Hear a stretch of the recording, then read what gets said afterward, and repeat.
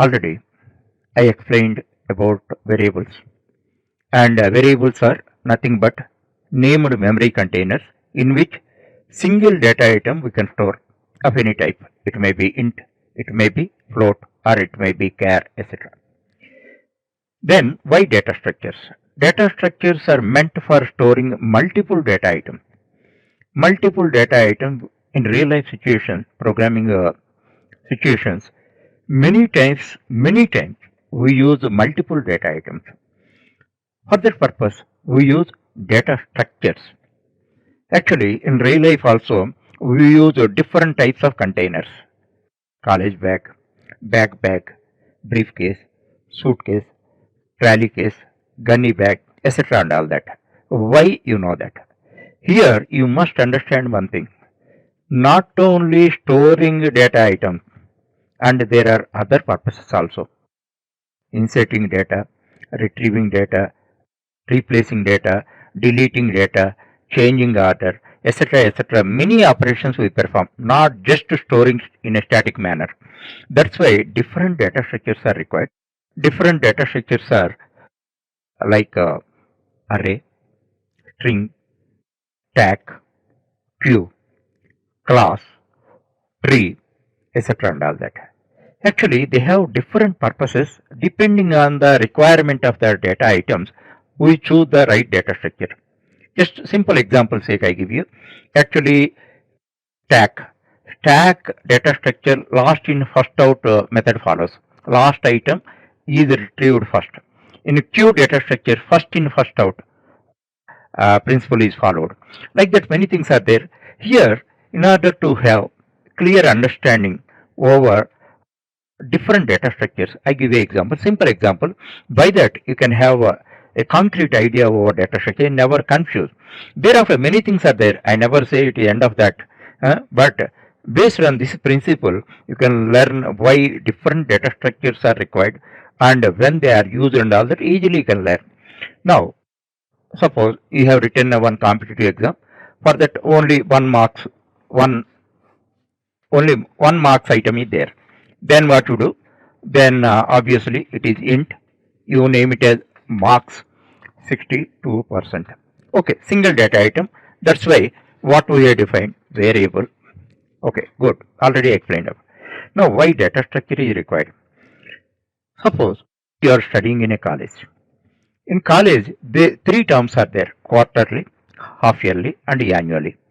And in each term, you have four papers. Four papers. Then, how you represent that? These are four papers.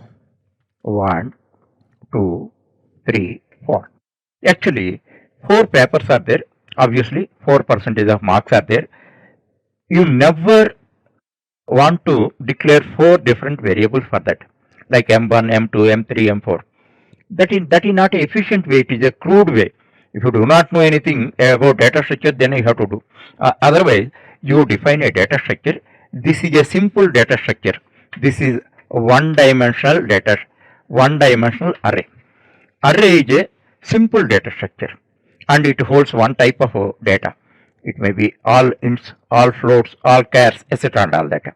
Now, your marks are like this: 55, 60, 81, 92. Four papers are there. Four you have defined in a one-dimensional array. Why it is called one-dimensional array? You have to declare it marks 4. That means only one dimension you have given. Here only one dimension is there. That's why it is one-day array. A simple one-day array. Array is and array R we never use.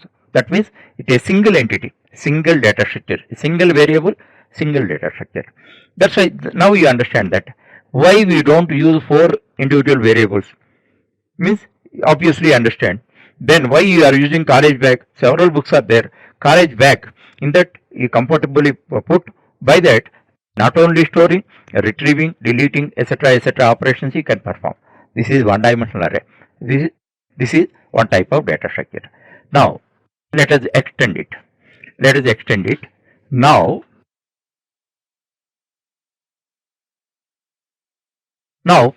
here let us do one thing. Marks, let us call list.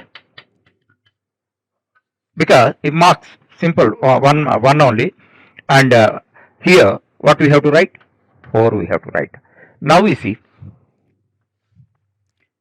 oh sorry,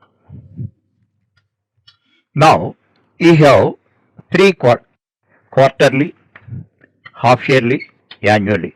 3 terms are there. Each term 4 papers. 4 papers. Then suppose your marks are like this: 55, 60, 81, 92, 62, 71, 49, 62. Then 51, 62, 73, 84. Now, how many data items you stored? You stored 12 data items. Now, how it is represented? Then let us call it as marks table or mark report, because it is in tabular form. In tabular form, how it is there? There are 3 rows are there. 3 rows are there, and 4 columns are there. 3 rows and 4 columns are there. 3 into 4 matrices. In mathematics, you call as matrix, and this is called two-dimensional array. Two-dimensional array. Why here 2 dimensions are there? 2 subscripts we have. Here 3 and 4. First one represents rows. Second one represents columns. 3 into 4 matrix. Then that is the requirement of two-dimensional array. Now, two-dimensional array is nothing but 3 array of arrays. Array of one-dimensional array. Here 3 one-dimensional arrays of each 4 elements. Of course, don't bother about it. It is a table. 2 dimensions are there. Then you all your data, all your marks in the year, you can store in 2-dimensional array. That is the requirement. But in this case, you never define 3 individual 1D arrays. Am I right? Okay. Now I talk about 3-dimensional array. 3-dimensional array when it is required. Now you see, now your job is over. What about your teacher? Your teacher is responsible to prepare reports, mark report of 60 students. That is, say 60 students are there in your class. Then what he or she has to do? This is a report 1, 2, 3, 4. This type of how many reports he has to prepare? He has to prepare now 60 reports. He has to prepare 60 reports as single unit. Now this is a single unit having single data item. This is a single unit 1-dimensional array having 4 elements. This is 2-dimensional array having 3 rows and 4 columns, and 2-dimensional. It is like a, let's call it a table. Now it is a marks report. This is job of your teacher. Now how it is represented? How many students are there? 40 students are there, and each student, how many rows are there? 3 are there. And how many papers are there? 4 are there. Now we see 60 into 3, 180. 180 into 4, 720 data items you can store in one bag, one container. This is 3-dimensional array. Not only 720 million data items also you can store, but right data structures we have to choose. How we choose the select right container? We carry bag. Sometimes we use pocket. Some articles we use backpack, suitcase, briefcase, trolley bag, etc. and all that. In programming also, we have to choose the right data structure. Now we see, now let's extend a little more also. Here 3 items are there. This is your class. In your college, 20 classes are there. Your management has to maintain that. Then marks report, 20 classes, each class 60 students, and each student is having 3 quarters, and in each quarter 4 papers are there. This is the way. This is the way we have to choose the right data structure, and with reference to array I explained to you for the sake of clarity. Now data we have to use for different purposes. That's why different data structures like a stack, queue, linked list, array, string, class, structure, union, etc. we use in our programming.